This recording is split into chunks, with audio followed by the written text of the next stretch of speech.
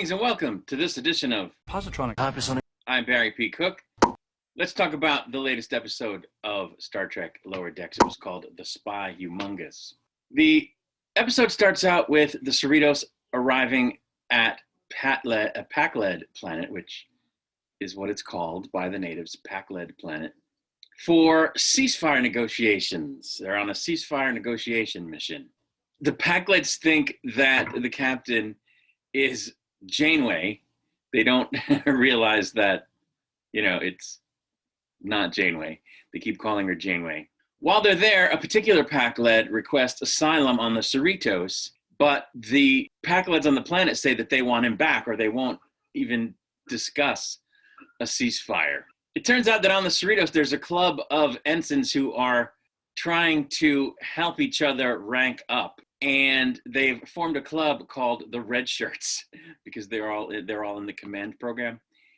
And it happens to be the case as well that they're obsessed with Riker.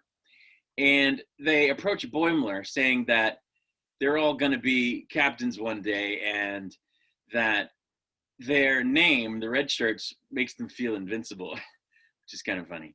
The ship's first officer, which I guess his name is Ransom, and the new officer from a couple of weeks ago, the guy from Dathon's planet, realized that the asylum-seeking Pakled is a wannabe spy, that he's asking kind of weird questions, and he's probably really there to try to learn stuff about the ship or Starfleet in general that would help the Pakleds win in, I guess, the battle or the war.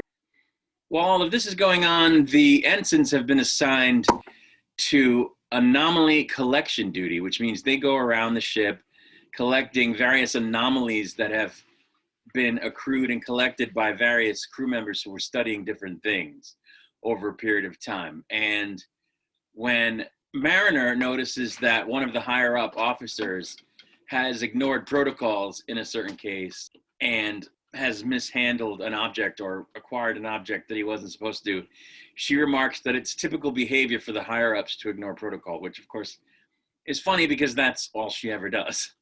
While they're doing this, Rutherford drops a vial and a gas escapes from it, and it causes him to blow up like a balloon until a certain substance is rubbed near his nose, which caused him to deflate back to normal.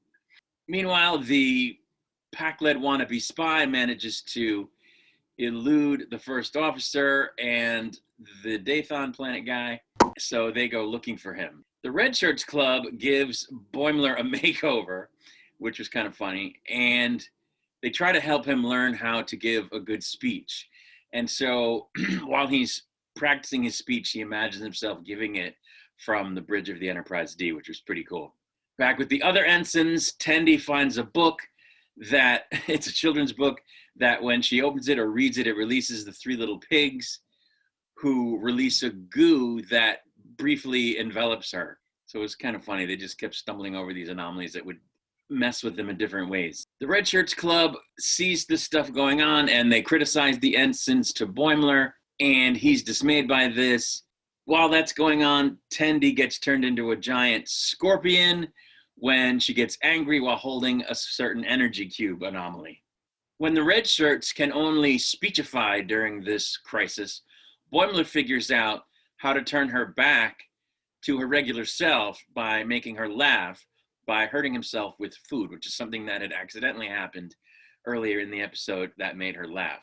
We discovered that the wannabe Pakled spy accidentally released himself out of an airlock and found himself floating in space because he thought he was using the bathroom. But they retrieve him and revive him before returning him to his planet, at which he spills the beans about the Pakled's future plans when the captain kind of says, well, I'm sure there are probably all kinds of things you don't want to tell me, and he proceeds to tell her. The ensigns realize they should have been more enthusiastic about their duty and about Tendi's own enthusiasm for it. So it was a cool moment because they had been giving her a hard time. But then they're like, we should have been more into it. The Red Shirts realize upon Boimler telling them so that their club is silly for basically just really closely emulating Riker as opposed to sort of finding their own path. And they quit the club except for the leader, who gets to be acting captain for a minute between shifts, but is put in his place quickly by Shax. Boimler, on the other hand, gets commended for his quick thinking by the first officer. That's pretty much where the episode ends, except for the last scene where the ensigns find a device that can allow them to call any point in the universe without having to be there physically and just like talk to someone.